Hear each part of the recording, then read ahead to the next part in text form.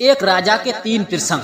पहला प्रसंग अब, दूसरा प्रसंग तब और तीसरा प्रसंग न अब और न तब। जय श्री कृष्ण दोस्तों, स्वागत है एक बार फिर से हमारे दर्पण ज्ञान गीता यूट्यूब चैनल में आप सभी दर्शकों का। दोस्तों, आज का प्रसंग बहुत ही ज्ञानवर्धक है जो आपके जीवन में बहुत कुछ सीख दे के जाएगी। बुद्धिमानी से और दिमाग से किया हुआ काम कभी भी किसी भी इंसान का असफल नहीं होता, और जो बुद्धिमान व्यक्ति अपने दिमाग से कार्य को करते हैं वो अपने जीवन में कभी भी धोखा नहीं खाते हैं और ना ही जीवन में कभी भी कष्ट उठाते हैं, क्योंकि वो हर एक समस्या का समाधान करने के लिए हमेशा तत्पर रहते हैं। तो मित्रों, बने रहे हमारी वीडियो की समाप्ति तक। मित्रों, वीडियो शुरू करने से पहले आपसे एक रिक्वेस्ट करते हैं, यदि आप हमारे चैनल पर नए मेहमान दर्शक बनकर आए हैं तो आपसे एक रिक्वेस्ट है, हमारे दर्पण ज्ञान गीता यूट्यूब चैनल को सब्सक्राइब अवश्य करें, जिससे ऐसी ज्ञानवर्धक कहानियां आप तक पहुंचाते रहें। तो आइए दोस्तों, इस कहानी पर ध्यान देते हैं। मित्रों, एक समय की बात है, एक बार एक राजा की पत्नी यानी कि रानी ने अपने पति राजा से कहा, महाराज, आपके यहाँ जो मंत्री है उस मंत्री को मंत्री पद से हटा दें और उस पद पे हमारे भाई को रख लें, आपकी बड़ी ही महान कृपा होगी। तभी राजा कहने लगे, देखिए रानी साहिबा, जो हमारा मंत्री है वो बहुत ही बुद्धिमान है और वो कठिन से कठिन समस्या का समाधान कर देता है, और जिस समस्या का समाधान हम पे नहीं हो पाता है वो हमारा मंत्री कर देता है, क्योंकि हमारा मंत्री बहुत ही बुद्धिमान है और उसके अंदर हमसे भी ज्यादा दिमाग और गुण हैं, इसीलिए हम उसे मंत्री पद से कैसे हटा दें। तभी रानी जिद करने लगी, नहीं, आपको अपने मंत्री को पद से हटाना पड़ेगा और हमारे भाई को मंत्री पद पर रखना ही पड़ेगा। तो राजा ने देखा कि रानी तो जिद कर रही हैं, अगर मैंने इनकी जिद पूरी नहीं की तो समाज के व्यक्ति कहेंगे एक पत्नी की बात को एक पति ने नहीं माना, अर्थात राजा ने नहीं माना।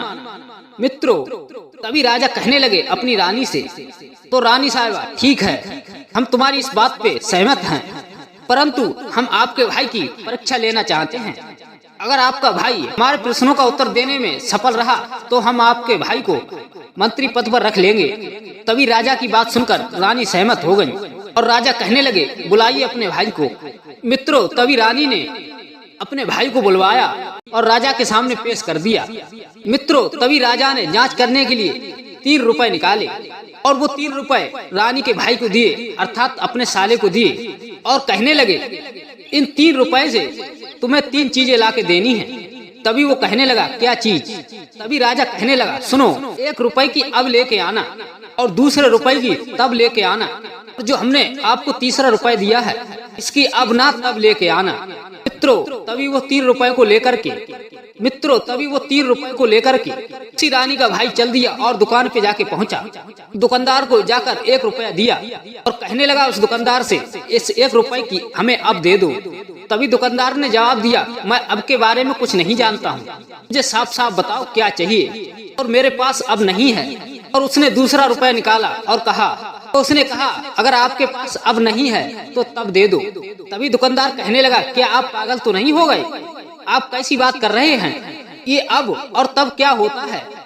मैं इनके बारे में कुछ नहीं जानता हूँ, बस मैं इतना जानता हूँ आपको क्या सौदा चाहिए, मैं आपको देने के लिए तैयार हूँ, ये बताइए। तभी उसने तीसरा रुपया निकाला, दुकानदार को देने लगा और कहने लगा, ठीक है, अगर आपके पास न अब है न तब है तो इस रुपए को लो और अब ना तब दे दो। अभी दुकानदार कहने लगा, क्या पागल हो भाई, भांग पी कर आए हो क्या? ये अब और तब क्या लगा रखा है, क्या ज्यादा चढ़ गई है क्या? मेरे पास ये कोई भी चीज नहीं है जो तुम मांग रहे हो। मित्रों, इसी तरीका से वो कई सारी दुकानों पर गया, परंतु उसे सबने पागल कह के भगा दिया। तभी वो वापस लौट आया और वो 3 रुपए उसी राजा को वापस कर दिए और कहने लगा, ये 3 वस्तुएं मुझे नहीं मिली, इन 3 वस्तुओं को मांगने से लोग मुझे पागल कहते हैं। इधर रानी पास में बैठी थी। तभी राजा कहने लगे, सुनो रानी साहिबा, हमने इन 3 रुपए से जो वस्तुएं मंगाई थी वो आपका भाई नहीं लेके आ पाया। अब देखिए, हम अपने मंत्री को बुलाते हैं, इन्हीं 3 रुपए से तो मंत्री हमारी वस्तुओं को कैसे ला के देता है, जरा देखो। तभी रानी साहिबा कहने लगी, ठीक है, बुलाइए अपने मंत्री को। तभी राजा ने अपने मंत्री को बुलाया, वही 3 रुपए दिए और वो ही 3 रुपए उस मंत्री को दिए और कहने लगे, 1 रुपए की अब लेके आओ और 1 रुपए की तब लेके आना और 1 रुपए की अब ना तब लेके आना। अभी राजा से आज्ञा लेने के बाद मंत्री चल पड़ा। मित्रों, आगे के लिए जब बढ़ा है तो उसने क्या देखा कि एक दुकान पर बहुत ही सुंदर लड्डू बिक रहे थे। तभी उसने 1 रुपए के लड्डू ले लिए और उन लड्डू को लेकर और आगे बढ़ा।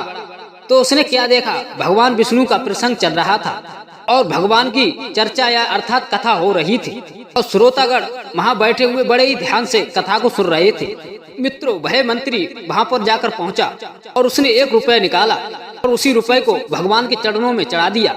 अभी वह मंत्री फिर आगे बढ़ा और उसने क्या देखा कि एक वैश्या नृत्य कर रही है और उसने 1 रुपए को उन वैश्याओं को दे दिया।